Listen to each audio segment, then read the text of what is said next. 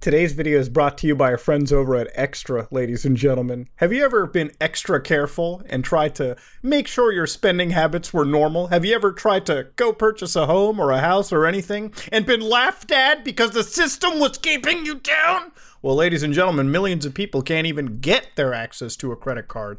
But here comes Extra, the people who have made the first debit card that actually builds credit and earns you reward points. Ladies and gentlemen, becoming an Extra member is probably one of the easiest things that anybody can do. Extra connects right to your bank account via their Plaid network, and basically it'll check your bank account to make sure you don't spend more than you actually have. There's a 97% approval rating because, ladies and gentlemen, Extra gives you that spending limit based on how much cash you actually have. It's not going to entice you with crazy credit limits and tell you you can spend more than you have. And of course, there is no interest and no credit check required ever. Ladies and gentlemen, it's very simple. You connect Extra to your bank account. Extra will spot you for every purchase that you do every day. It'll then take these purchases, go to the next business day, auto pay them, and report all of those transactions as good, healthy to all those credit bureaus out there at the end of the month. Of course, users who constantly use the Extra card will get access to redeemable reward points, and as you all know, gamers, you and microtransactions and battle passes come together like apple pie and baseball. It's not easy building credit, but help is here, ladies and gentlemen, and that's something that you probably should aim for if you want to do something long-term going on into the future with your finances. So yeah, if you want to learn more and sign up to Extra, use our link extra.app/SOG and start building your credit with a debit card. Yes, a debit card. Hello guys and gals, me Mutahar, and Facebook is just not doing too well, ladies and gentlemen. Now, of course, it shouldn't come as a shock to people following Facebook's decline that in just 1 year to date, they've actually had a 72% drop in their stock price completely. We're talking for the first time in a long time, I've seen Facebook below $100. Now, ladies and gentlemen, Facebook has been on a free fall, all because of the metaverse bets that they've been taking. Now, I know that in the past, I literally made a video just over a week ago where we were talking about this, where Facebook, or Meta, showcased Mark Zuckerberg's legs in the VR space, walking around, and I think it was easy to laugh at. But one thing that we need to talk about is if Facebook falls, we as gamers do ultimately lose, especially in the field of virtual reality. Look, I'm not here to laugh at a company failing. I think we all can laugh at Mark Zuckerberg and Facebook and Meta. But at the end of the day, all right, Meta losing means that in some capacity, we all kind of lose too. Where do we go with that? Let's jump in. Ladies and gentlemen, if you actually look into Facebook's entire situation, in the last few days, they had a 20% drop literally in 1 day because of an earnings report. So ladies and gentlemen, they actually had their earnings fall down, especially in the fourth quarter. And because of this, a lot of people who had once invested money into Meta are basically seeing this as a giant money pit rabbit hole that nobody wants to be putting money into. And when you look at other metaverses alongside Meta's Horizon World, things like Decentraland, which apparently has like $1 billion plus valuation, is so bare bones in comparison. Like if you're talking about just walking in this virtual space, this is nowhere different than something like Second Life or Habbo Hotel or really anything that just allows you to connect to a server and communicate with random individuals and NPCs mixed in. It's funny to see this compared to something that's near 10 years old in the form of Grand Theft Auto Online and witness the absolute stark difference, not just in visual quality, but the amount of things you can do. I would argue that GTA 5 has a much more social experience than any of these metaverses, Web3 platforms have been designed to. Okay, it's almost as if these services are made to make assets, flip, sell them for NFTs, cryptocurrency transactions, versus actually making a proper social media place that millions of people would want to connect to. If you look at the actual player base for something like Decentraland, they're currently sitting at like hundreds of users that sign in per day, with like somewhere around 36,000 users every 90 days. That's not good. That's not healthy. These numbers are based off of the amount of wallets that interact with smart contracts. All in all, none of these metaverses seem to actually be getting off of the ground. If anything, it's just a giant chunk of money that people are pissing away. Now, it's not just metaverses that Facebook has to worry about. Obviously, there are two other big factors. As a social media network, Facebook, unfortunately, is not growing at the same rate other networks are. Networks like TikTok have come across and given absolute rises, and Apple, as a company, absolutely adding features like Do Not Track onto their newest operating systems have caused Facebook's actual ad tracking to suffer greatly, which means that is one of the primary businesses they're into. If that falters, obviously they're going to be losing a lot more money. They're kind of getting hit from every single angle at this point, and none of it is pretty. Of course, Facebook also has lawsuits that they're currently settling in regards to letting private parties such as Cambridge Analytica access private data of various users, which, of course, ladies and gentlemen, when a company is given your private data, you generally hope they're not passing it along like it's a venereal disease to any other group out there. But Facebook is settling and dealing with as many of these lawsuits as they can. Of course, every angle they're getting hit at. Now, that being said, one thing that we have to get is the facts out of the situation. Facebook is not a dying platform yet, all right? Facebook is still one of the largest social networks out there. It's got over 1 billion combined monthly active users across all of its platforms. And for a lot of people, Facebook is how they use to communicate with their families, their friends, how they share videos, photos, and various jokes around on the internet. It's basically their primary platform. Now I don't use Facebook, Instagram, or WhatsApp. And when it comes to WhatsApp, that might have been the closest app I would use for secure communications, but at that point, I just use Signal instead. For me, nothing in the Facebook camp really has me clutching and using their services for any reason. But when it comes to things like Oculus, which is of course under the Meta banner, that might be something that I'm super into. According to current website rankings, Facebook is still number 3, just behind YouTube and Google. Obviously, Google has been number 1 for a long time, being the world's most primary de facto search engine, and YouTube being the largest video sharing website in the entire goddamn planet. Facebook is still doing a pretty good job holding on number 3. It's actually passing Twitter, Instagram, which is again another one of their properties, and various other search engines from different sides of the world. Obviously, Facebook still has popularity.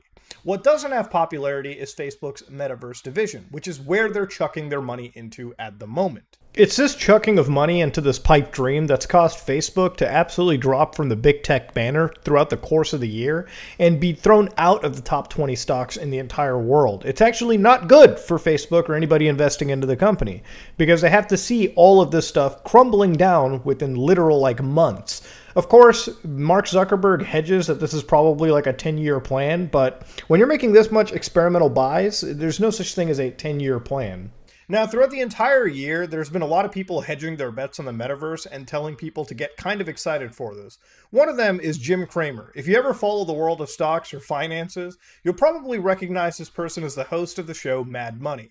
This is actually a clip of him crying over this entire deal. This is actually a clip of him tearing up at the fact that he even promoted the stock to the audience. Let's actually listen to this. Free cash flow last year, 9.5 billion, now less than 1 billion. Yeah, let me say this about this. I made a mistake here. I was wrong. I trusted this management team. That was ill-advised. Hubris here is extraordinary. And I apologize. Okay. I've never seen this man not jump around like he's doing something 100% Colombian and actually issuing an apology like this. When you got this man apologizing for promoting the stock like some actual influencer and some dog water NFT, you know something is actually up in this world. Now, if you actually look at the metaverse over here real quick, it sounds really, really cool with Horizon Worlds. You know, you can come around, collaborate, do things that you probably couldn't do in other social media networks, like co-build in virtual reality. And you can publish things around. You can make multiple products, shoot guns, put in emojis, and look at that. They don't have legs yet, but soon they will. And these guys are actually playing a game. They're playing a little competitive shooter, if you will. Now, the world of the metaverse is not new, and currently there's plenty of other companies that are actually challenging Meta right now running the metaverse. For instance, one of them is actually Roblox, where there's actual big brands coming together to make metaverse experiences, run fashion shows. Hell, Walmart to this day, right now, actually has a metaverse experience, a Walmart experience that you can play right now on Roblox. Roblox is one of the largest companies. It's not just a gaming company anymore. It's a full virtual metaverse experience company at this point. Now, when I said at the beginning of this video that meta failing would actually be bad for a lot of us, including me and you as gamers, is if you're in the world of virtual reality, you know that virtual reality has been around for a fair bit. But right now, there's plenty of amazing games that you can get into. Games like Half-Life Alyx, games like Boneworks, a lot of PC VR titles. Meta, or Oculus, has actually created a lot of exclusive games in their repertoire, such as Resident Evil 4 virtual reality, games like Grand Theft Auto San Andreas, which are soon to come out at some point on the actual Oculus products. Oculus is a full-on video game company creating actual experiences for proper virtual reality. Right now, when it comes to virtual reality, Oculus Quest 2 and the Oculus products are actually pretty good virtual reality products for most people all considered.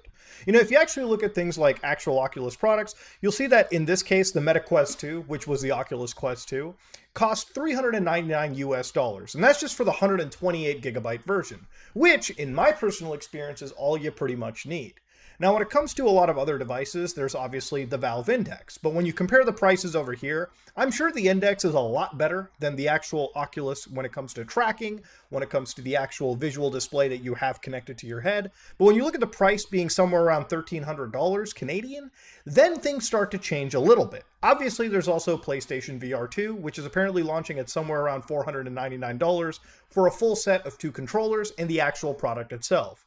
But of course, when you think about virtual reality, from my experience, the Quest 2 has been an amazing product. It's been affordable virtual reality and the best entry-level way to get into proper PC virtual reality. Using things like AirLink, I have actually used the Oculus Quest 2 as a form of sleep therapy. Those of you who followed my channel know that I actually slept in Minecraft for months at a time in order to combat things like sleep paralysis. And you know what? It actually works. Putting on a headset, sleeping in a mansion in virtual reality with path-traced Minecraft visuals, which sometimes look pretty damn indiscernible from real life. I'm kind of hyperbole for sure. But of course, sleeping in your virtual Minecraft mansion with the ocean near me was absolutely an amazing therapeutic experience. But of course, beyond playing Minecraft, there were other experiences like playing VR chat, playing things like Half-Life Alyx that I mentioned earlier, games that are actually brand new experiences in a brand new world. Virtual reality is not something I want to dog. I think in the past I've made a lot of jokes about metaverses and I've laughed at the ideas of this being pitched as a new concept, but when it comes to virtual reality, I want to make a proper distinction. I laugh at the metaverses like Horizon Worlds, because nothing in Horizon Worlds is so different than something that we've already seen before in games like Second Life, in games like VR Chat, for instance, or even in MMORPGs that we still play, like World of Warcraft. These are all metaverse experiences that allow us to jump into one lobby with an avatar that can connect to other users in various parts of the world. Look, when I think of things like Horizon Worlds, nothing here speaks out to me that's so wholly different than things like the Miiverse, so to speak, or Nintendo Wii's Mii environment, or Xbox Live avatars. If we're talking about having avatars jump between gaming experiences, this is something we've already did on the Xbox 360. You could build an avatar, and it could jump between various different Xbox Live Arcade games, or various actual games that supported that product. Even things like PlayStation Home allowed us to build avatars and join metaverse-like experiences and communicate to each other. Of course, there's also things like Nebula Realms. There's a lot of virtual reality experiences, or sorry, metaverse social experiences that are not brand new concepts. So obviously when Facebook or Meta comes around billing this as a brand new concept, we just have to kind of cringe a little bit. Now, one of the reasons why I see this not being as attractive is when you think about the method of input. Remember a while back we talked about like 4chan rating the metaverse? Well, the reason why that really did fail in grand, spectacular fashion, in my theory, was because of the fact that Horizon Worlds requires you to wear a headset. Now, virtual reality headsets are not known to be the most comfortable devices out there. They've gotten a lot better throughout various iterations. Obviously, you can put one on, and generally me, when I'm actually playing a video game and not just sleeping in it, I can only tolerate about an hour and a half, typically the whole battery life of the headset anyways. Now, of course, the battery life is something that we also have to consider. While it's not comfortable wearing a headset, constantly having to adjust it or wipe the fog that builds up within the device so you can get clearer pictures again, the idea of battery life really hits you. Because when you think about the concept of social networks, the whole goal is to have you wasting as much of your time as you can within a social media network. Facebook is really popular for this. They come with algorithms that have people scrolling the feed, just like they would do on TikTok, Twitter, or YouTube, or whatever. But when it comes to these metaverse platforms or technologies, if you want us to spend time in a metaverse, you need to make sure that the actual headsets and goggles that we're wearing last a sufficient amount of time for us to actually get proper experiences. If you want me to watch a movie with my friends, the battery life of that headset should probably last the length of a few actual movies. If you want me to experience and play games with my friends, they probably should last longer than an hour at best. But of course, that's just me getting into it. Of course, there's also battery packs you can buy for headsets to extend their life as well too. And this isn't really a problem if you're wearing a headset that's already tethered to the computer anyways. But of course, one of the big factors of a lot of these devices is wanting to be free from wires, being part of a different alternative world. And of course, it's going to be a while before the technology catches up to where these companies truly envision us being. We're not at the days of hack.gu or Sword Art Online, where we're actually blending into worlds that are indistinguishable from reality, okay? These people act like we're jumping into the Animus from Assassin's Creed, where it's literally indistinguishable from their actual reality, and they can get really immersed into the world. I can't get immersed into a world where I'm looking around at Roblox graphics. It just doesn't work for me. Of course, when you look at things like the actual user bases for metaverses, Horizon Worlds, about February of this year, was hitting somewhere around 300,000 monthly users, which actually isn't bad at all. I think Facebook's intended goal here was to reach 500,000 users. But of course, as time has gone on, as of October, basically through documents that Wall Street Journal is actually citing, they came across a rather grim reality. Whereas Meta hoped to build a community of 500,000 monthly active users, they actually ended up getting somewhere down to 200,000 users, which is where they were currently standing. Their goal at the moment seems to be 280,000 users, just shy of what they were actually at before at the beginning of the year, it seems. Now, of course, ladies and gentlemen, Facebook, Instagram, and WhatsApp still have a combined monthly active user base above 3 billion people. Translating that to an entire headset world is totally different. Now, I think it's a little disingenuous in a lot of these reports to be comparing this to VR chat or various other metaverses, because VR chat and Second Life and a lot of these places can be accessed via the comfort of just downloading a program, running it on our computer, and playing it with a keyboard and mouse or a controller. When it comes to Horizon Worlds, you literally have to have the headset. It's a component that is required. So obviously, if there's less users, if you only have 280,000 users on the headset, I still think that's pretty damn impressive. Of course, to build that is going to require Facebook or Oculus constantly pushing these products even further out there, which is another big problem because according to these same documents, it seems as though 50% of those Quest headsets that people buy literally no longer get used 6 months after their purchase, and I can kind of agree. After I played the initial 2 landmark games on my Oculus device, that thing is pretty much sunsetted. Right now, at this point, in the middle of this move, now that I'm done, that device is somewhere in packing, and I'm not that excited to go find my way to dig it out at this moment, particularly in time.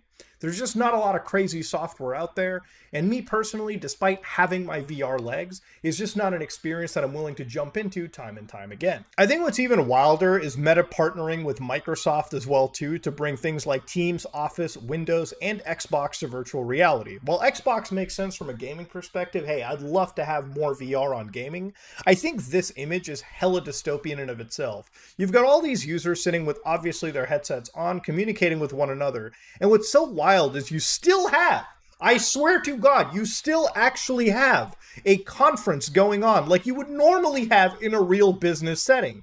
Look, maybe there's a world for having augmented reality in the workplace. I can actually see that. You know, things like HoloLens make sense. People who are engineers, people who are laborers, people who are working in like environments where they need augmented reality to measure things or to actually work together makes sense. But if you're sitting in an office, why is Meta expecting people to buy $1,000 headsets, and I'm talking about the Meta Pros that are actually announced, in order to communicate when, of course, a webcam seems to be just enough?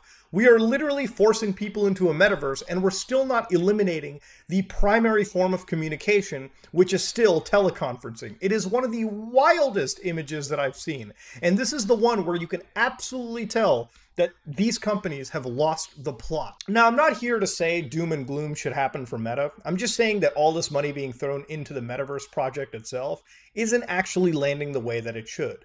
Look, monthly active users don't seem to be all the way up there. It doesn't seem to be like a growing feature set to have. It doesn't seem like a growing sector within Meta.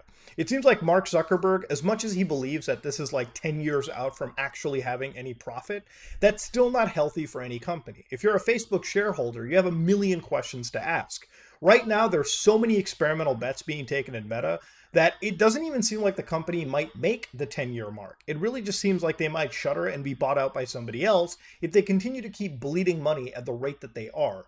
Look, I'm sure Mark Zuckerberg is a visionary, and this might have been the only play that Facebook had, because it's not like they were making their own smartphones or hardware to directly communicate with other people around. And I'm not counting the Facebook portal, which is used to actually communicate with people video-wise. I'm talking about Facebook never built a smartphone, Facebook never built a proper mobile OS, Facebook never did anything of that nature to force people into their entire system.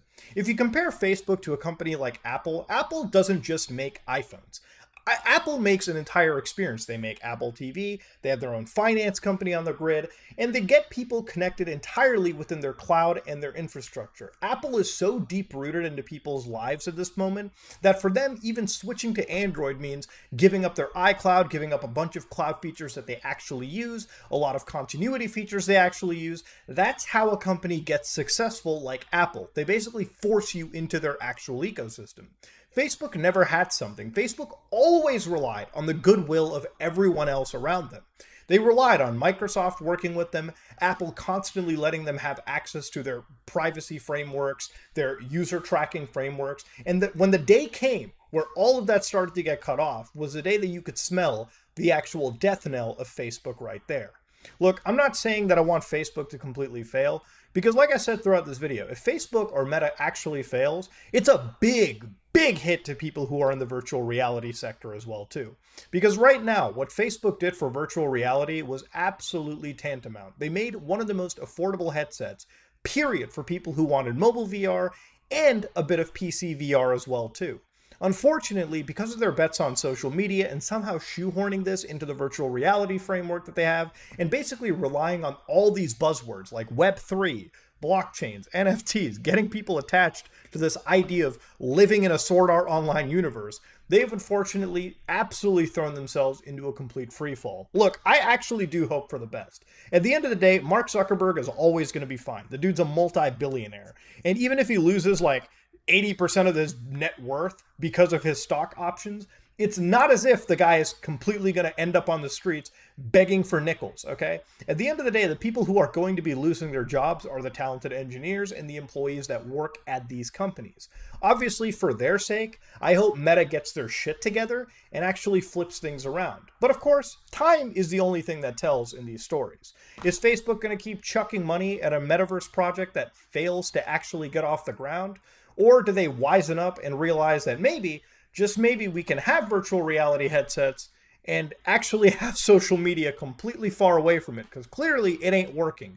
Maybe they can rethink a strategy, maybe they won't. But ladies and gentlemen, this is me, Mutahar, and if you like what you saw, please like, comment, and subscribe. Dislike if you dislike it. I am